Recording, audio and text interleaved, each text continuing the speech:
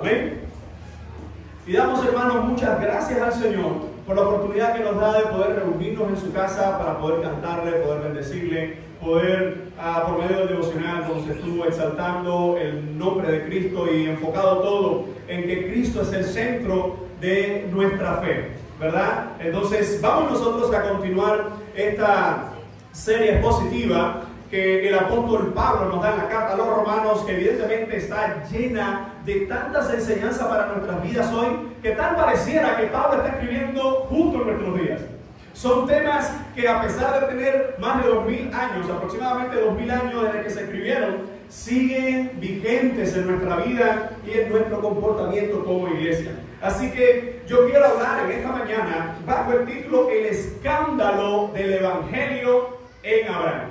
Antes quiero comenzar con esta pregunta. ¿Qué significa para ustedes la palabra escándalo? Si pensamos en la palabra escándalo, ¿qué viene a nuestra mente cuando escuchamos escándalo? ¿Qué viene? Algo subido de tono, ¿qué más?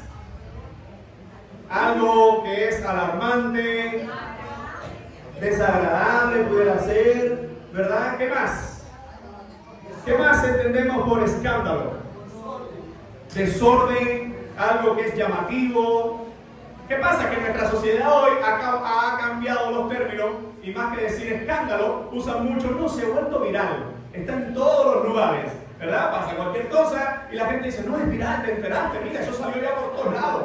Ahora, un último escándalo, que yo los escándalos aquí de nuestra nación no los veo nunca como escándalos, más bien son vías de escape, pero que si la ministra dijo que los mendigos y no sé qué, y la gente le cayó encima y tuvo que dimitir al otro día. El único problema es que todos los que estaban ahí junto con ella la aplaudieron.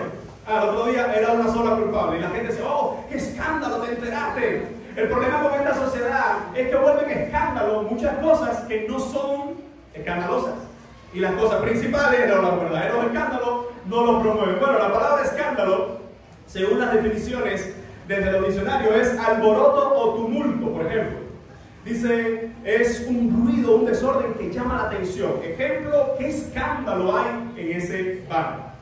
También se conoce o se da la definición de escándalo como un hecho inmoral o condenable.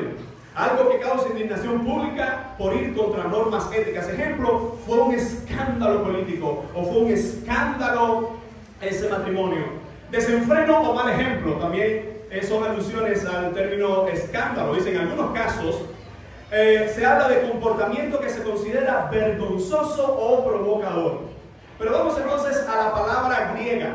La palabra griega es asimismo escándalo.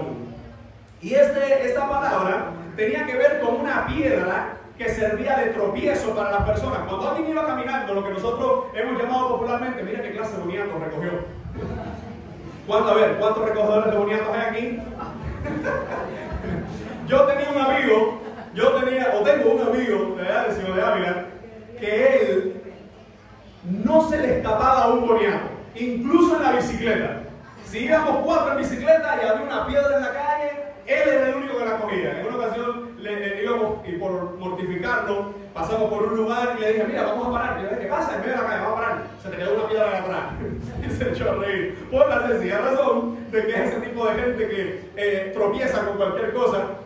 Pero ese término, escándalo, en sus principios, su origen, tenía que ver con esa piedra de tropiezo. Pero más adelante llegó a convertirse en lo que nosotros entendemos hoy como algo escandaloso. No solo que hace tropezar, sino que es algo que llama la atención y que cambia el rumbo normal de las cosas. Por eso he titulado exactamente este sermón, El escándalo del Evangelio. Porque, hermanos, lo que vamos a estar viendo esta mañana es escandaloso para los judíos que no tienen a Cristo, pero también para los gentiles que no tienen a Cristo. En otras palabras, el Evangelio es un escándalo según los términos y los parámetros de los hombres, y es lo que vamos a estar hablando. Yo voy a dividir este sermón en 2 partes, y hoy vamos a centrarnos en los primeros versículos del 1 al 12, y lo he dividido así: la justicia dada a Abraham Es lo que vamos a estar tratando en esta mañana. Así que, pensando nosotros en el Evangelio como un escándalo, recordemos que el apóstol Pablo le está escribiendo a los romanos y en su escritura a los romanos, él les está recordando cómo el hombre, lo que ha desarrollado hasta aquí, capítulo 1, 2 y 3, cómo el hombre está, ¿cómo está el hombre? Muerto en delitos y pecados, está perdido. ¿Cuántos han pecado contra Dios? ¿Algunos? ¿Solo los judíos? ¿Solo los gentiles? O dice todos están bajo pecado. ¿Y quién es el que tiene a los hombres privados de la gloria de Dios? El pecado, pero la Biblia lo centra ¿en quién? En Dios mismo. Dios mismo, como consecuencia del pecado, ha privado a la humanidad de su gloria, de una relación con Jesucristo. Así que después de hablar de cómo el hombre tiene una condición pecaminosa, ahora Pablo, después en el capítulo anterior, que fue el último sermón que estuvimos centrándonos en los últimos versos del capítulo 3, y recordemos el versículo 28, como Pablo daba una conclusión del discurso, y él decía: concluimos pues que el hombre es justificado por fe sin las obras de la ley. Y lo que Pablo estaba haciendo alusión era algo que iba a ser chocante para muchos en el primer siglo. Y lo que va a hablar en el capítulo 4, como les he anunciado que lo vamos a estar dividiendo en dos partes, es todavía más escandaloso.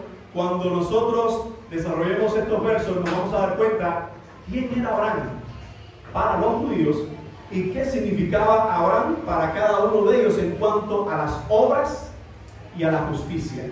Entonces, vamos a centrarnos en los primeros versos, en los primeros 5 versículos, que lo he subtitulado con esta idea: la justicia en la vida de Abraham. Como el tema de los 12 versos es la justicia que se le dio a Abraham, vamos a centrarnos en estos primeros 5 versos, y fíjense cómo el apóstol comienza con una pregunta. ¿Qué pues? La pregunta es, ¿qué significa cuando Pablo comienza esto con una pregunta? ¿Qué pues? Evidentemente, eso está enlazado con todo lo que viene arriba. ¿Qué es lo que viene desarrollando anteriormente? Concluimos pues que el hombre es justificado por fe sin las obras de la ley.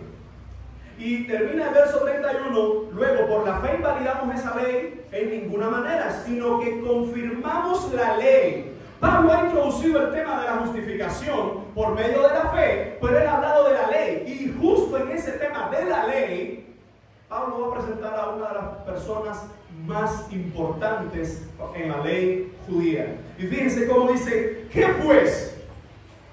Diremos que halló a Abraham nuestro padre según la carne. Este verso se ve sencillo, pero incluso es muy discutido en el mundo académico, porque muchos, la pregunta que se hacen no es ¿quién es Abraham?, sino en qué sentido el apóstol está diciendo nuestro padre según la carne. Porque evidentemente el apóstol Pablo le está escribiendo a dos grupos de personas.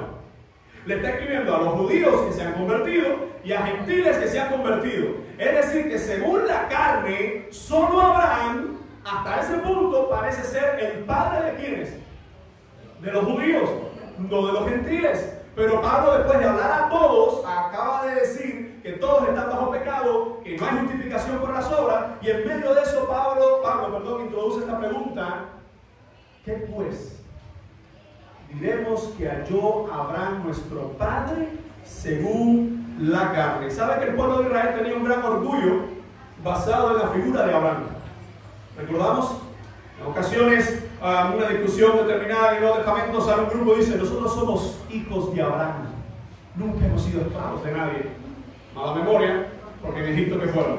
Nosotros somos hijos de Abraham, jamás hemos estado sometidos por nadie. Mala memoria, pues Roma había dominado Jerusalén.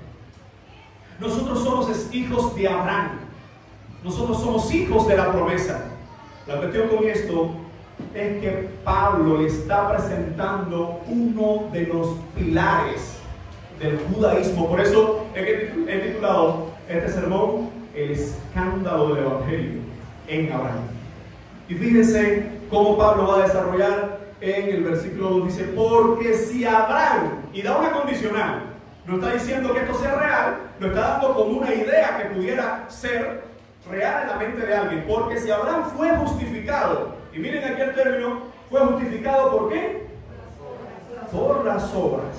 Ay, ay, ay. Tiene de qué gloriarse, pero no para con Dios. La pregunta es, ¿cómo la audiencia de Pablo veía a Abraham?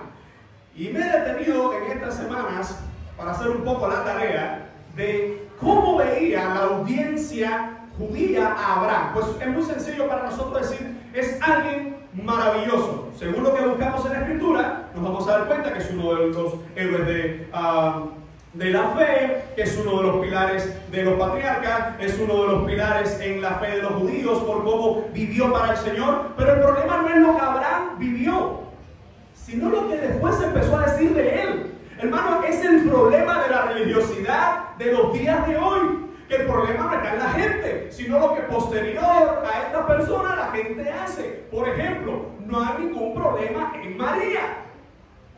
El problema es lo que se ha dicho después de la vida de María sobre ella. El problema no está en la vida de Lázaro, sino en lo que se ha dicho después, en cómo se ha edificado o cómo se ha santificado a San Lázaro. El problema no estaba en Abraham, pero en la tarea me encontré, traté de centrarme en textos alrededor del tiempo de Pablo o anterior al tiempo de Pablo en los Romanos, para ver lo que decían textos extra. Evidentemente tenía que ser extra, porque si nos guiamos quién es Abraham por la misma escritura, no hay ningún problema. Y encontré algunos escritos. Por ejemplo, hay un autor que cita varias fuentes contemporáneas a cuando Pablo está escribiendo esto, que se habían circulado hacía un tiempo ya en medio de los judíos, y dice que maestros y judíos y los seguidores de ellos decían: Abraham es el único justo de su generación. Ellos incluso opinaban que era por esa razón que él había sido escogido para ser el padre de la nación santa. Miren el orden de la oración. Porque Dios vio a Abraham, que era el único justo de su nación, Dios lo escogió. No es lo mismo a que Dios lo haya escogido, lo haya hecho justo y entonces le haya dado una misión. No, al revés. Lo vio, era el mejor de su nación, según lo que dicen algunos de estos historiadores o más bien de estos eruditos. Y dice, siguen diciendo fuentes judías en cuanto a Abraham. Dice, él era considerado como el primero de 7 hombres por sus méritos. Había 7 grandes hombres en la mentalidad judía y ellos evidentemente tenían a Abraham como el primero. Dice, estos 7 hombres lograron que regresase la Shekinah o la nube de gloria al pueblo. Y Abraham hizo esto. No sé dónde, pero ellos lo dicen así. Se nos dice además que Abraham, según fuentes judías, comenzó a servir a Dios a la edad de 3 años. Eso no está en la Biblia, pero era lo que circulaba en medio del ambiente judío con la persona de Abraham. Dice, a la edad de 3 años, y que esta justicia fue hecha completa por su circuncisión y por su cumplimiento anticipatorio de la ley. Palabras de la oración de Manasés 8. En Manasés 8, que son de escritos judíos, que habla sobre la religión judía, dice: por eso tú, oh Señor, Dios de los justos, no has establecido el arrepentimiento para los justos, para Abraham, Isaac y Jacob, que no pecaron contra ti, sino que has establecido el arrepentimiento para mí, que soy pecador. Interesantísimo.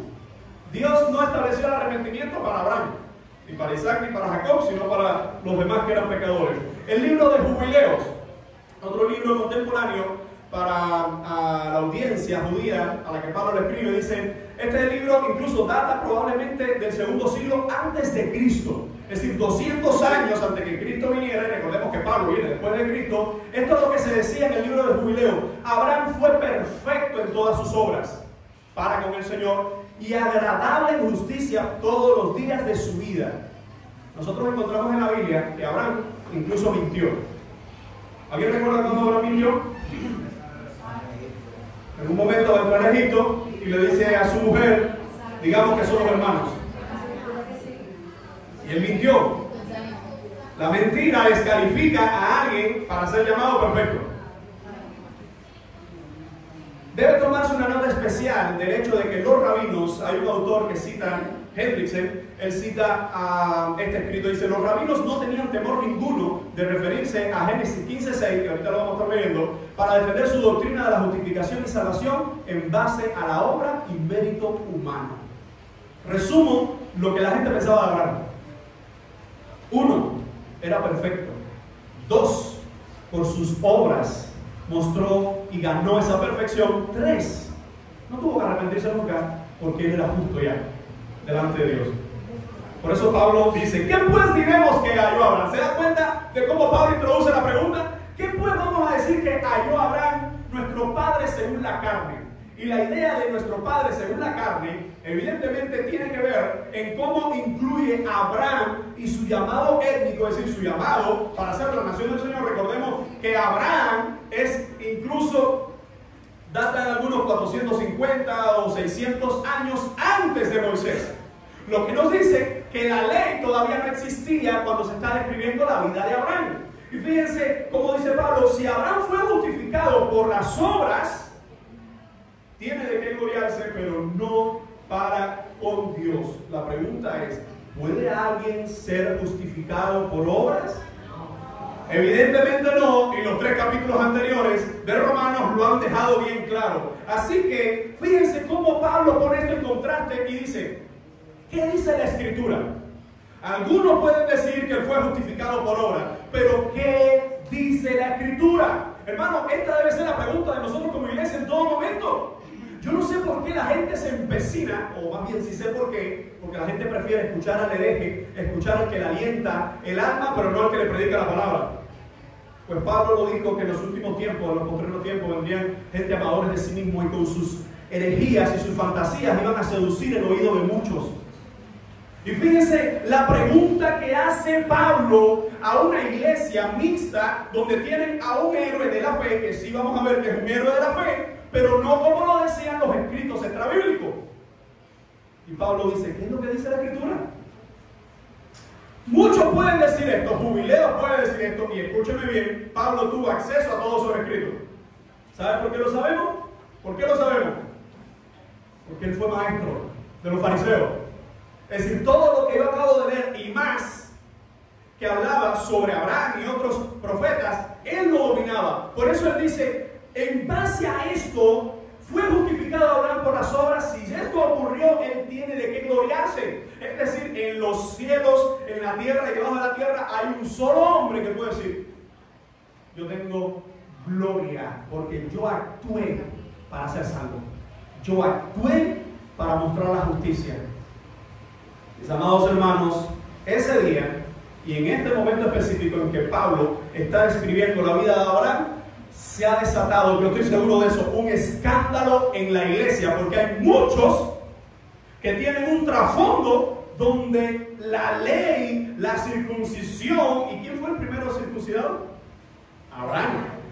500 o 600 años antes de que se legisle la circuncisión en el libro de Moisés. Entonces, cuando nosotros entendemos este texto, lo que está diciendo el apóstol Pablo es, y me encanta porque él dice tan sencillamente, ¿qué es lo que dice la Escritura? Pastor, ¿te enteraste? Dice fulano esto, salió esta profecía, y otro que fue al infierno, y otro que no sé qué, y el predicador tal. La pregunta es, ¿y qué dice la Escritura? Hermano, dejemos de leer tanta bobería y de seguir tantas sandeces en las redes sociales y empecemos a buscar la palabra del Señor con toda nuestra fuerza, y ante todo lo que hay alrededor nuestro hagamos la pregunta: ¿qué dice la Escritura? Dice el apóstol en el verso 3: creyó Abraham a Dios y le fue contada por justicia. Vamos a buscar ahora sí Génesis, por favor. Vamos a buscar el libro de Génesis, el libro de los comienzos, para leer esta frase. Génesis, por favor, capítulo 15. Para entender cuál es el contexto de la frase: y creyó a Jehová y le fue contado por justicia. Voy a leer Génesis 15, verso 1. Después de estas cosas, déjenme ubicarle rápidamente el contexto. Génesis capítulo 12, que acaba de ocurrir en el capítulo 12, Dios llama a Abraham. Y después vamos a hablar un poco de dónde le llama, cuál es su condición, para que vean que Abraham es un impío. Así que Dios llama en Génesis capítulo 12, en el 13 y el 14 vamos a ver cómo ellos se separan en la tierra, Abraham y Lot, en el 14 cómo a Lot lo han tomado preso y Abraham va y libera, etc. El 15, ahora viene una promesa, dice el verso 1, después de estas cosas, lo que acabo de explicar, vino la palabra de Jehová a Abraham en visión, diciendo, no temas, Abraham, y así era como él se llamaba antes, Abraham, no Abraham, Abraham, yo soy tu escudo y tu galardón será sobremanera grande. Y respondió Abraham, Señor Jehová, ¿qué me darás, siendo así que ando sin hijo, y el mayordomo de mi casa es ese Damaseno Eliezer? Dijo también Abraham, mira que no me has dado prole, y aquí que será mi heredero un esclavo nacido en mi casa. Luego vino a él palabra de Jehová diciendo, no te heredará este, sino un hijo tuyo será el que te heredará. Y lo llevó afuera y le dijo, mira ahora los cielos y cuenta las estrellas, si las puedes contar. Y le dijo, así será tu descendencia. Y entonces viene el versículo 6. Y creyó a Jehová y le fue contado por justicia. Regresamos a Romanos, al texto que estamos desarrollando, y fíjense cómo Pablo dice, ¿qué dice la Escritura? Creyó Abraham a Dios y le fue contado por justicia. Vamos a detenernos un momento en este versículo. Y creyó, vamos a señalarlo aquí verde. Creyó Abraham a Jehová, a Dios, y le fue contado por justicia. Ese creyó Abraham, la palabra creyó, es un tiempo en griego que está en pasado, como mismo se entiende en español. Dice, es un acto completo. Él creyó a Dios. No voy a detenerme en esa palabra, voy a detenerme en esta. Y le fue contado por justicia. ¿Qué es lo que es justicia? Lo que él acaba de escribir en los capítulos anteriores, es la voluntad de Dios, es el reino de Dios mostrado a los hombres a través de Cristo, es lo que Dios demanda, lo que Dios exige, lo que Dios es. Los méritos de Cristo es la justicia que viene sobre nosotros. Así que cuando dice creyó Abraham a Dios y le fue contado, aquí es donde tenemos que hacer una exégesis. Si usted me perdona si en el último tiempo yo he tratado de hablar un poquito más de algunas palabras griegas, es que tenemos ya alrededor de unos 10, 12 estudiantes en medio nuestro que ya saben un poquito del idioma, pero no estoy dando una clase de griego. Lo que estoy dando algunas notas, ellos la toman, pero usted la puede tomar también en su Biblia. Y van a ver por qué es importante el dato que voy a dar ahora. Ese le fue contado, cuando nosotros buscamos esa palabra en griego, le fue contado, es elogisfe. Y es una palabra que está en pasivo. Una vez más, esa palabra en pasivo es sumamente importante para nosotros. En español está también así. Lo que quizás nosotros no manejamos tanto en el español, estos términos de que es un pasivo, que es un activo. La idea es esta. Te lo voy a ilustrar de esta forma. ¿A cuánto les ha pasado esto? Nancy, ¿me puedes prestar el teléfono contigo? No te lo voy a dar. ¿A cuánto les ha pasado que tiene su teléfono, se levanta y de pronto ven en el teléfono un mensaje que dice su cuenta ha sido recargada con una promoción de la estafadora, de la empresa de Texas, y usted tiene tantos días y tantas horas y tantas cosas? ¿Cuánto le ha pasado? Levante la mano si no es pecado porque a nadie, solo a 2, 3 hermanos. Bueno, a estos 2, 3 hermanos. A ver, no por los estafadores, ustedes no son los estafadores de empresa. ¿A cuánto les ha pasado cuando ve eso? Dice, es que no hay corriente, pero bueno, algunos dicen, ¡ay! Vamos a pensar que es un ambiente ideal, hay corriente. Y usted puede entonces descargar videos, puede hacer cosas, hacer llamadas a la familia, etcétera, etcétera, etcétera. Veamos así, entra un mensaje, su cuenta o su tarjeta ha sido recargada con 500 MLC. Ahora es por gusto, pero bueno, como el ambiente ideal, cuando eso al menos servía para algo. Y usted dice, oh, wow, su cuenta moneda nacional, vaya, vamos a quedar bien con alguien. Su cuenta moneda nacional ha sido recargada con 500,000 pesos. Y tú dices, bueno, ¿y dónde lo saco? Aquí no se puede poner ningún ejemplo. Un ambiente ideal, pensemos que lo puedes sacar. Pensemos que lo puedes cambiar. ¿Qué provoca eso? Su cuenta ha sido recargada. ¡Wow! Alegría. ¿Verdad? Hoy provoca estrés, pero un ambiente ideal lo que debe provocar es alegría. Ahora, gracias. El problema con esto es que esa idea de que algo ha sido puesto en tu cuenta, y sobre todo cuando ese algo es gratis, es decir, tú no hiciste nada para ganarte eso, la palabra que se usa aquí en griego, le fue contado, viene del verbo logize o logizomai, que significa le fue puesto un crédito. ¿Y qué significa que está en pasivo? No hizo nada para ganar el crédito, simplemente ha sido un regalo. Vamos a entender esto ahora teológicamente, para que vean que no es difícil. Cuando la palabra dice creyó Abraham a Dios, la pregunta, ¿qué significa que le creyó? ¿Qué fue lo que le creyó? En el contexto de Génesis capítulo 15 que acabamos de ver, ¿qué fue lo que le creyó? Rápido. ¿Cuál promesa? El Señor le saca, ¿verdad? Le muestra en una visión, le muestra los cielos y le dice, cuenta las estrellas, así va a ser tu descendencia. Miren mis amados hermanos, anoche mi esposa y yo, ya bien tarde, hay un video que a ella le encanta, y de hecho a mí también, que fue hace algunos años una conferencia que se dio en algún lugar de los Estados Unidos, y quizás alguien la ha visto, está en las redes sociales, se llama Así Indescriptible, y es un creyente que da una conferencia sobre las estrellas y las galaxias, y él va poniendo fotos reales que se han descubierto, fotos que hay de la NASA, y cada vez que nosotros vemos esto, me vuelve a provocar a mí los mismos sentimientos, me vuelve a estremecer el corazón, me vuelve a animar el corazón por ver lo grande que es Dios y lo pequeño que somos nosotros. Pero busca el video, lo recomiendo, Indescriptible se llama. Y lo increíble de eso es que descubrimientos que se han hecho, él habla de una de estas galaxias donde, según algunos astronautas, creen que cada minuto están haciendo una estrella. Y cada minuto están haciendo una estrella. En algunos de estos lugares, ve el video, porque yo no sé nada de astronomía, ni de la NASA, y el video te da las explicaciones. Pero lo que me llama la atención, y pensando anoche ya bien tarde sobre este texto que llevo una semana trabajando en él, es si cada minuto están haciendo una estrella, y la Biblia dice que Él llama a las estrellas por su nombre, incluso a nosotros nos llama por nuestros nombres, y Dios le dijo a Abraham, tu descendencia va a ser como las estrellas. Está hablando evidentemente, hermano, el número no se está limitando a los judíos.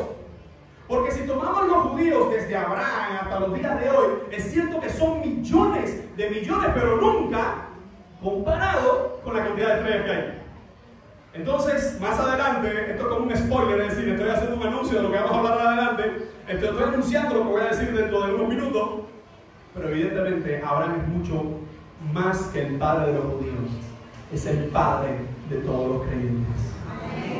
Entonces, volviendo a esto, dice que Abraham le creyó a Dios y le fue contado. Es un verbo pasivo. ¿Qué significa verbo pasivo en el idioma original? ¿Qué significa? El sujeto no realizó la acción recayó sobre él. Y si es pasivo, el sujeto no hizo algo para ganarse algo, sino que por gracia ha sido puesto en él. Entonces, en otras palabras, la cuenta de Abraham le fue recargada desde el cielo y el crédito decía justificado. 600 años antes de la ley de Moisés. 600 años antes de la ley que explicaría que por el cordero, que por la oración, que por los sacrificios, el hombre se presentaría acepto a Dios.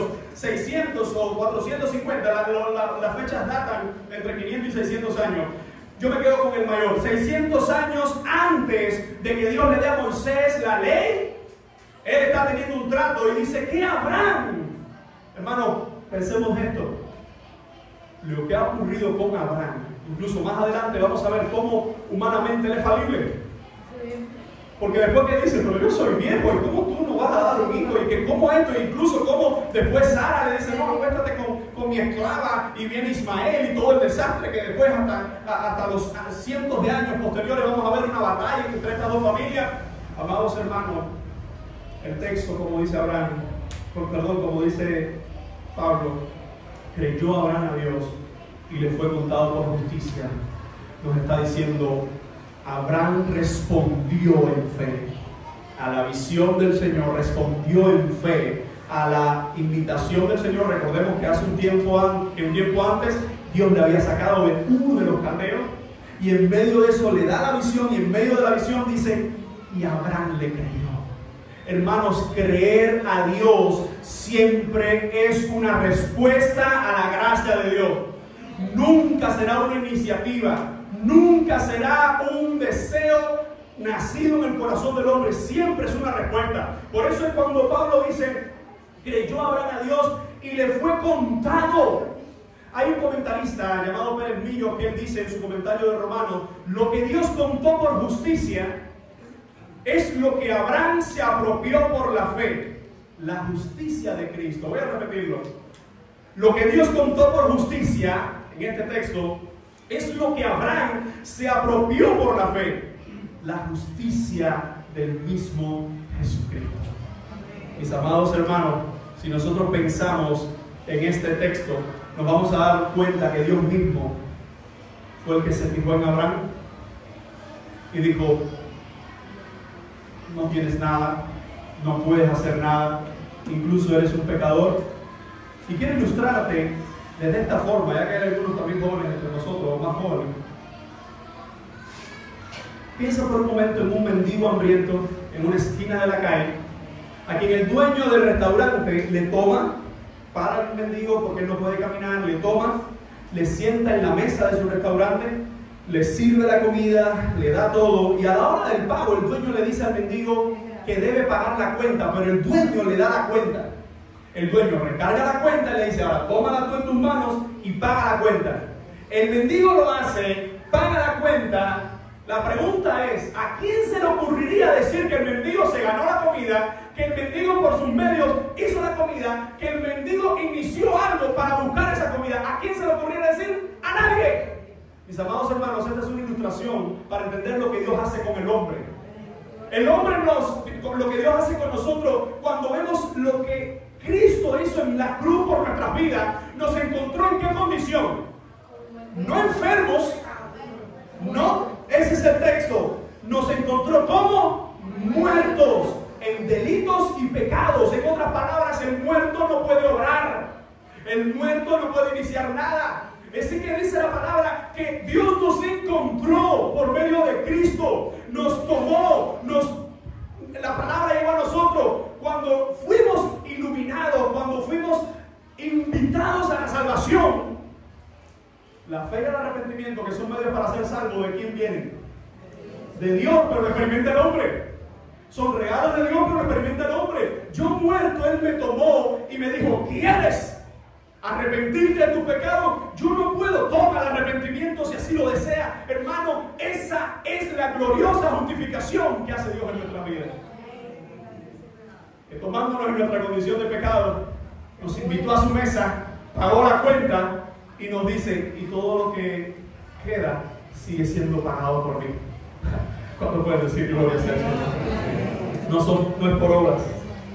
Así que la palabra, mire cómo Pablo lo va a justificar en el verso 4. Pero al que obra, dice, pero al que obra, no se le cuenta el salario como gracia, sino como deuda. Mas al que no obra, sino cree en aquel que justifica al impío, su fe le es contada por justicia. Y se usa la misma palabra que en el texto anterior, donde nos dice, fíjense, mas al que no obra, sino que cree en aquel que justifica al impío, su fe le es contada por justicia. Una vez más, la palabra que aparece ahí, contada por justicia, es un verbo que nos explica que la cuenta nuestra ha sido añadida o recargada por alguien, porque nosotros no podíamos hacerlo.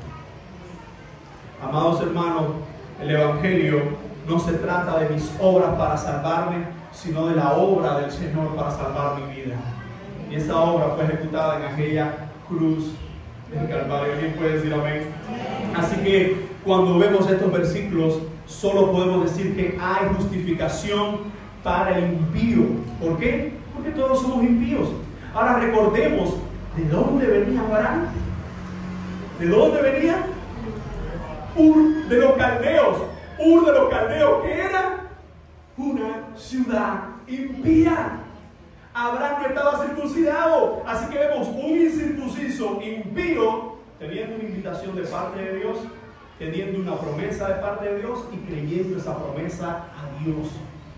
Y le fue recargada su cuenta, a diferencia de las recargas hoy, que son ineficientes, etc., la recarga de gracia para el pecador es por la eternidad. Y alguien dice amén. Alguien dice amén. Qué bueno saber que todos los días no tengo que estar haciendo algo para salvarme, sino que ya fui salvo. Y como he sido salvo en gratitud, sigo obrando. Pero no es como medio de salvación, sino como resultado de ella. Alguien dice gloria a Dios.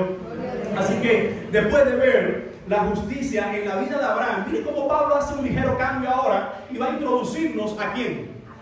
A David. Y fíjense, así lo he titulado esta parte, la justicia explicada por David. Versos 6 al 8 dice: como también David habla de la bienaventuranza del hombre a quien Dios atribuye, una vez más, fíjense, ¿quién atribuye qué a quién? ¿Quién es el que atribuye justicia a quién? Dios a los hombres por medio de las obras. ¿Qué dice el verso? Por medio de las obras, sin obras. Ahora, dice el verso 7, diciendo: bienaventurados aquellos cuyas iniquidades son perdonadas y cuyos pecados son cubiertos. ¿Saben que la cita literalmente de dónde la está tomando el apóstol Pablo? Vamos al Salmo 32. Salmo 32. Cuando buscamos en el libro de los Salmos, nos vamos a dar cuenta que uno de los pecados, uno de ellos, de los pecados más graves de David, ¿cuál fue? ¿Cuál fue uno de esos pecados? ¿Alguien recuerda? Su adulterio. Acostarse con Betsabé, mandó a matar a Urías, etcétera, etcétera. Ahora, el Salmo 32, pero también cuando nosotros vamos al Salmo 51, nos vamos a dar cuenta que en el Salmo 51 David hace la confesión de su pecado. Pero en el Salmo 32, esto la mayoría de los comentaristas coinciden en esto. En el 51 David confiesa su pecado, pero en el 32 él habla del dolor del pecado y lo que provoca el pecado en el corazón humano. Recuerden, David cuando comienza su pecado se acuesta con esta mujer. Fíjense cómo fue, para que usted vea, hermano, que se cumple esa frase: pecado trae más pecado. Pecado lo único que trae es más pecado, y más pecado, y más pecado. ¿Qué fue lo que hizo David? Se acostó con aquella mujer, pero no empezó las cosas allí. Voy a tratar de resumir la narración. La narración lo que nos está diciendo es que David dice: en el tiempo que los reyes salen a la guerra, es decir, que no estaba haciendo lo que tenía que hacer.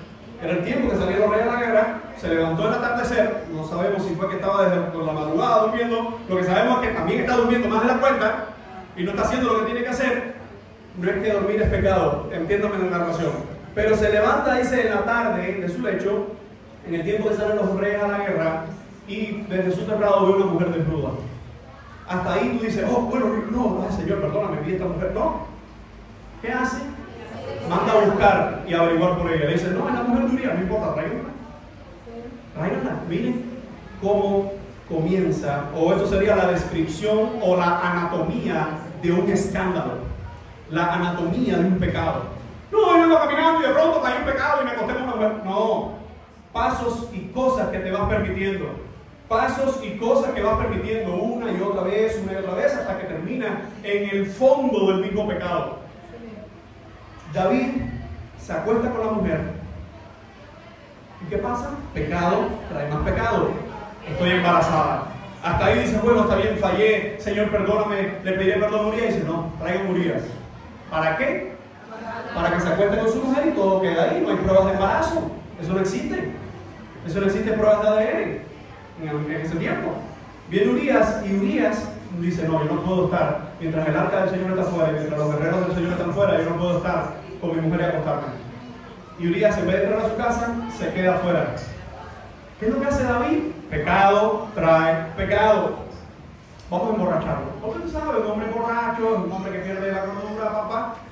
Le invita a Urías, come, lo emborracha. Dice el texto que lo emborracha. Estamos hablando del ungido del Señor. Pecado trae pecado. Le emborracha, y este hombre borracho tiene más decencia que David. Sobrio. Regresa y evidentemente Urías no entra tampoco a su casa. No podemos hacer una teología de que él sospechaba algo, eso no lo sabemos porque el texto no lo dice. Lo que sabemos es lo que él dijo de su palabra. Yo no puedo estar con mi mujer mientras los hombres están con el arca del Señor fuera, en el campo de batalla. ¿Qué hace entonces David? Bueno, esto hay que solucionarlo por otra vía. Nunca estuvo el arrepentimiento. Entonces vamos a hacer una carta. Y en la carta vamos a decir cómo debe morir Urías. Si estás en una batalla, la batalla muere la gente. Pero Urías es uno de los valientes del Señor. Es uno de los valientes de David, registrado por la misma crónica, por la misma palabra del Señor. Así que David entonces se detiene y con la misma mano, con la misma pluma que escribió salmos, con la misma intención de escribir salmos y canciones, David entonces hace una canción, un escrito que si le vamos a poner un título es Mátenme a Urías porque hay un pecado que esconder. Si leemos el texto, mis amados hermanos, vamos a ver qué es lo que hace David. Le explica cómo debe ser, ponlo en lo más fuerte de la batalla. Pero David va más allá, se las ingenia. Pecado trae pecado. Y aunque el pecado nos vuelve creativo, porque yo he visto a lo largo de los años gente que en pecado se justifica. No, pero es que yo estaba solo. No, pero es que yo no sabía cómo hacer esto. No, pero es que yo necesitaba ese dinero. Y la gente lo que hace en su pecado es como que ahogarse más en el pecado. Y David incluso se las ingenia. ¿Cómo yo sé si Urías murió o no? En la misma carta le manda un código a su general y le dice: si lo matan, yo te voy a hacer una pregunta de esta forma. Y la pregunta va a ser que si estaba, ¿no te acuerdas de aquel hombre, de aquel rey que se acercó a la torre y una mujer lanzó y tú me vas a responder? Fíjense todo lo que decía esa carta. Pecado trae más pecado. ¿Qué ocurre? Su general ve la carta, ponen Urías en lo más recio de la batalla, se alejan de él, parece que cumplen con el encuentro con lo que dice David, y lo matan. Llega la noticia, el código. Ay, ¿por qué no? Sí, Señor, también Urías murió. ¿Qué hace David? Va a arrepentirse. No, pecado trae más pecado. Tráiganme a Betsabé, que se limpie de los días de luto y tráiganmela, porque hay un niño que está creciendo en su nieto. Y un día, hermanos, así es nuestra vida cuando no nos arrepentimos de nuestros pecados. Es hasta un día. A veces la persona que está en pecado, la persona que está lejos del Señor, piensa que va a vivir por siempre, piensa que todo estará bien siempre. Que Dios esté en su trono no significa que esté de espalda. Que Dios esté en su trono no significa que pasará por alto las iniquidades de los hombres que no se arrepienten. Un día viene el profeta Natán y le pone una historia. Un hombre creativo con su pecado, un profeta poético con la llamada atención. David, te voy a hacer una historia. Había un hombre, ¿recuerdan la historia, verdad?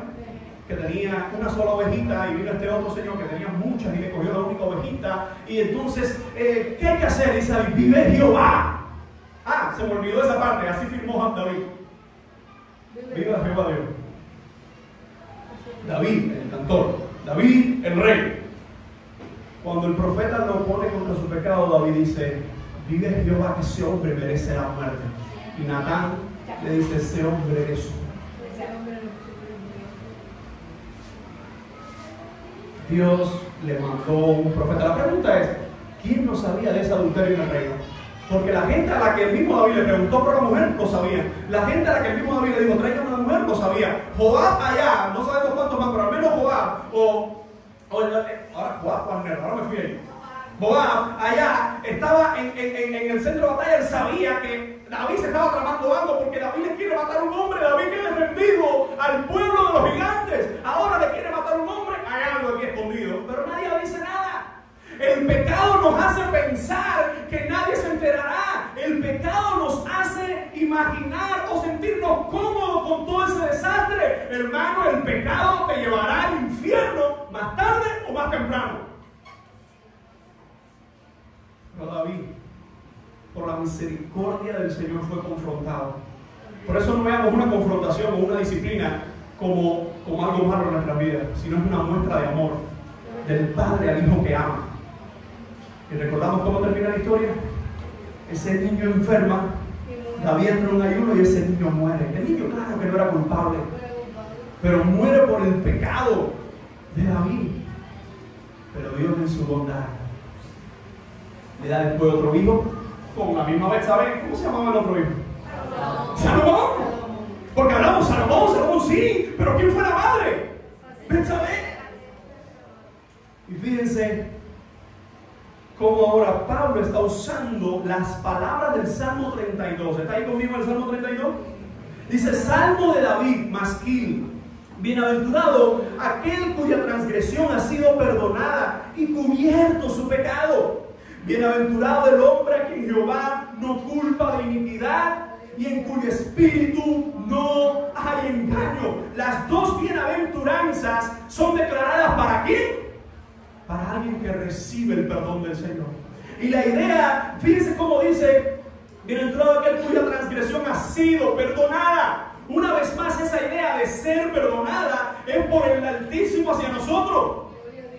Es que en nuestra cuenta, que estaba llena de errores, llena de pecado, llena de maldad, fue todo quitado, es decir, fue perdonada nuestra deuda. Y fíjense cómo dice David: bienaventurado el hombre a quien Jehová no culpa de iniquidad y en cuyo espíritu no hay engaño. Estos son los dos versos que está citando Pablo. Si seguimos leyendo el contexto del 32, solo voy a leer 2 versos más. Dice David: mientras callé, se envejecieron mis huesos. Eso es lo que provoca el pecado en un corazón no arrepentido. Dice: mientras callé, se envejecieron mis huesos. En mi gemir todo el día, porque de día y de noche se agravó sobre mí tu mano, se volvió mi verdor en sequedades de verano. Por eso dice el verso 5: mi pecado, Señor, te declaré. Quizás alguien dice: pero David, no lo hiciste por tu cuenta. No, es que la mayoría de las veces no será por nuestra cuenta. Incluso a veces cuando Dios nos envía un hermano, Dios nos envía a alguien a decirnos: estás mal, sal de ahí. Aún así seguimos luchando, no, y seguimos justificando, y seguimos patinando en el mismo fango y hundiéndonos más y más, mi amado hermano. Hermano, yo no estoy de espalda a la realidad. Yo sé que aquí, que si hay alrededor de 200 personas, yo sé que aquí hay gente que todavía está luchando con pecado. De hecho, todos estamos luchando con pecado. La gran diferencia es aquellos que en medio nuestro ya dejaron de luchar con el pecado y se están deleitando en sus pecados. Y creen que serán justificados y regresan a su casa y cantan aquí y escuchan la palabra y regresan a su casa y siguen hundiéndose en su pecado. Un día termina todo. Y esto no es el cuento del coco. Esto no es un cuento de pánico, no es un cuento de miedo. Este es el Evangelio de Jesucristo. El mensaje que da salvación a unos, los que creen y se arrepienten. Pero a los otros, los que rechazan, lo que mantiene es la condenación. Así que Pablo dice: como David dijo: bienaventurados aquellos cuyas iniquidades son perdonadas y cuyos pecados son cubiertos. Recordemos que esa es la idea de la propiciación.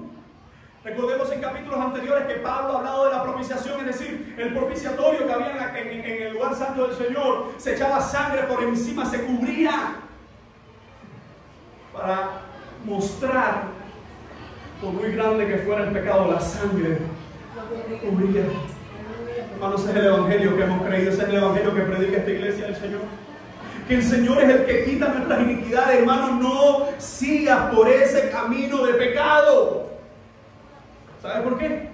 Porque si verdaderamente el Espíritu Santo habita en ti, algo dentro de ti, más bien alguien que es dentro de ti, te está diciendo: sabes que eso no es el camino, sabes que esa no es la voluntad de Dios. Pero a veces somos tan duros como David. Y fíjense entonces como dice el verso 8, que es la misma cita. De hecho, busqué esta cita en la Septuaginta, que es el texto griego del Antiguo Testamento, y es literal. Parece ser que Pablo lo tomó literal de ahí y lo puso en su comentario o en su escrito a los romanos. Dice: bienaventurado, supremamente bendecido el varón a quien el Señor no inculpa de pecado. La pregunta es: ¿cómo nuestras cuentas pecaminosas pueden ser borradas? La única forma es por medio de Jesucristo. No es como los católicos, hermanos. Los católicos romanos: voy a hacer buenas obras. No es como los testigos que ahora parece que le metieron un empujón y empezaron de nuevo a salir a la calle. Hacía rato que no salían. Al menos yo no lo veía.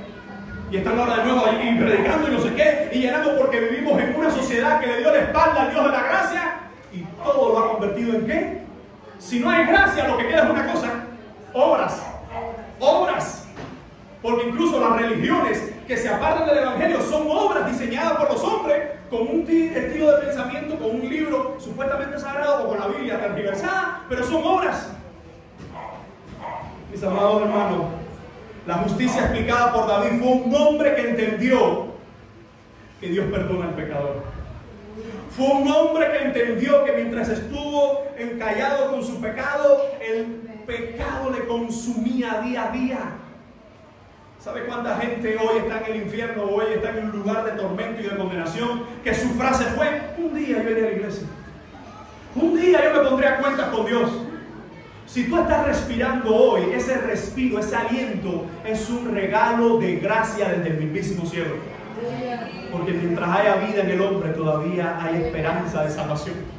Pero cuando el hombre parta de esta tierra, hermanos, se acabó. Ya no hay segundas oportunidades después de la muerte, dice la carta a los Hebreos, de modo que está establecido que los hombres mueran una vez. Y después de esto, el juicio. Así que lo que David está contando es que la justicia es ese perdón que viene de parte del cielo. Hermanos, es un escándalo. David y Abraham son dos pilares de la fe judía. Y Abraham, Pablo lo está demostrando que no es por sus obras. Y ahora Pablo decide por inspiración divina usar un salmo que le va a traer a la memoria a todos los que lo escuchen del pecado que él cometió. Pero como Dios le perdonó. Así que después de hablar de la justicia dada a Abraham, de la justicia dada a David, terminemos con estos últimos versículos, y es la justicia para circuncisos e incircuncisos. En el verso 9 dice de esta forma la palabra: es pues esta bienaventuranza solamente para los de la circuncisión. ¿Quiénes son los de la circuncisión? Judíos. O también para los de la incircuncisión. ¿Quiénes son los de la circuncisión? La pregunta es, pregunta exegética de interpretación: ¿cuál es la bienaventuranza? ¿Cuál es? La justicia que acabo de decir anteriormente. La bienaventuranza, la que dijo David, que el Señor no inculpe de pecado. Dice: ¿es pues esta bienaventuranza que el Señor perdona los pecados solamente para los judíos o también para los de la circuncisión? Porque decimos que a Abraham le fue contada por justicia, y se vuelve a repetir el término: a Abraham se le puso por gracia una cuenta que decía perdonado, una cuenta que decía justificado, una cuenta que decía salvado por la gracia. Dice el verso 10: ¿cómo pues le fue contada? Es decir, ¿cómo se le dio ese crédito? ¿Cómo se le dio esa gracia? ¿Estando en la circuncisión o en la incircuncisión? No en la circuncisión, sino en la incircuncisión. Aquí hay un reguero de palabras aquí: circunciso y circunciso. Déjenme explicarlo de una forma sencilla.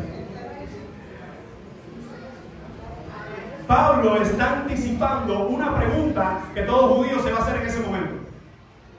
Ok, si Abraham creyó, la pregunta es: ¿y qué papel juega la circuncisión? Una vez más, cuando hacemos la tarea, nos vamos a dar cuenta lo que creían los judíos fuera de la Biblia, es decir, fuera del texto bíblico, de la Tanakh, lo que creían sobre la circuncisión. Recordemos la circuncisión, para si alguien nos está visitando por primera vez, era en el miembro del hombre, se le cortaba el prepucio. El prepucio. Entonces, cuando nosotros leemos escritos de los judíos, miren lo que dice, por ejemplo, una vez más el libro de los jubileos. Libro de jubileos. Dice: esta ley es para todas las generaciones para siempre, hablando de la circuncisión. Y no hay circuncisión del tiempo, ni puede pasar un solo día después de los 8 días. Porque es una ordenanza eterna, ordenada y escrita en las tablas celestiales.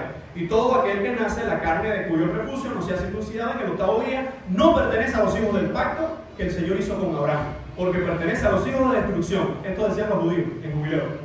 El que no está circuncidado son hijos de destrucción.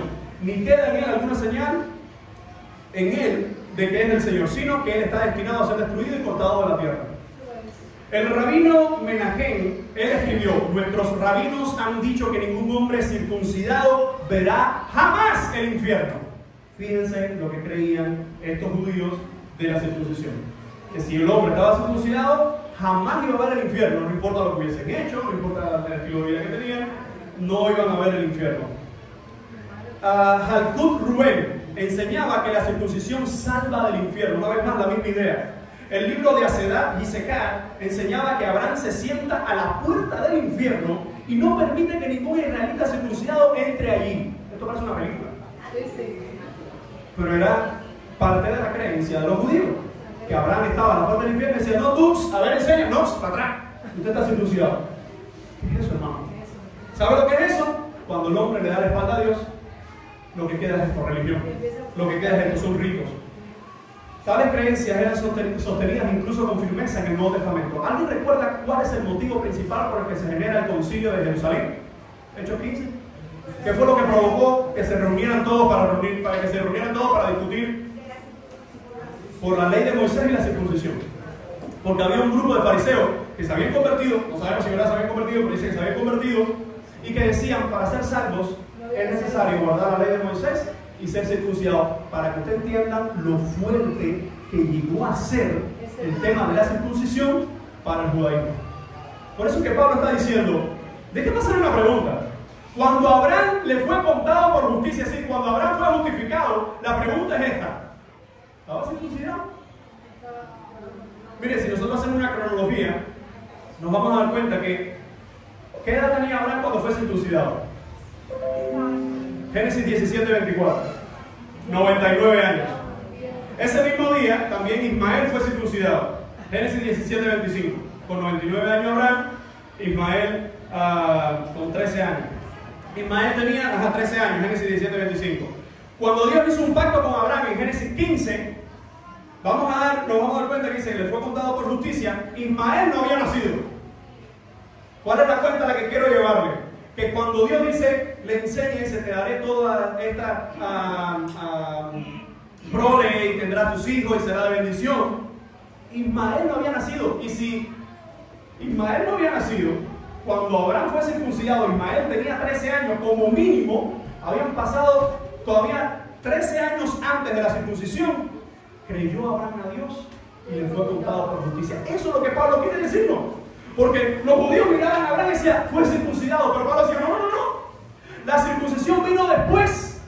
La justificación vino antes. 14 años, incluso algunos creen que era más de 14 años, pero como mínimo 14 años antes de quitar el prepucio a Abraham y a cada hombre que viene después de él, dice, le creyó a Dios. Hermano, siempre ha sido por fe. Mucha gente se ha diseñado. Nelson se acordará, hace muchos años atrás, nosotros en Timoteo tuvimos uno de los debates más grandes, porque algunos hermanos creían, de los estudiantes, que en el Antiguo Testamento la gente se salvaba por obra.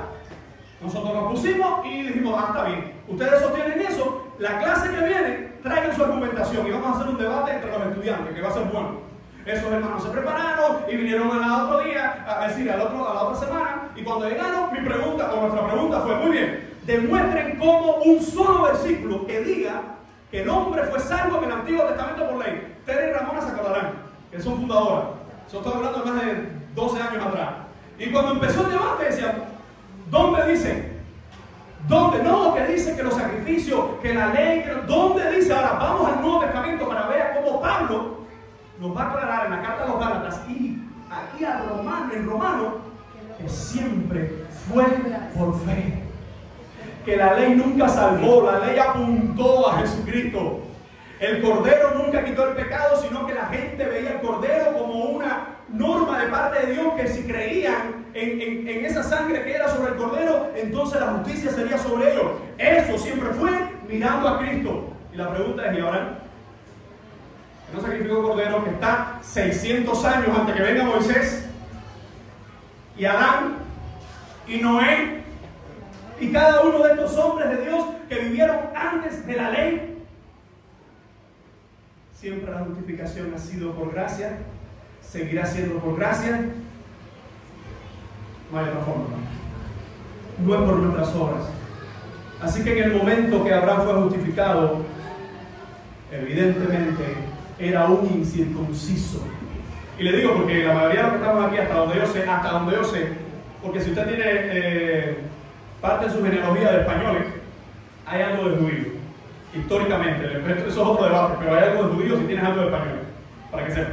Pero bueno, eso es otro debate. Pero hasta donde sabemos que no somos judíos, la circuncisión, incluso Pablo lo va a declarar en sus cartas no testamentarias, donde dice, ha sido puesta en el corazón. Porque quiero decirte algo, ni aun cuando los judíos decían que había que ser circuncidados, todos se circuncidaban. Las mujeres, ¿no? Las mujeres entraban bajo la circuncisión del esposo, o de los padres, o de la familia, pero la mujer no era circuncidada, para que entiendan que la circuncisión no fue mala, sino fue una señal.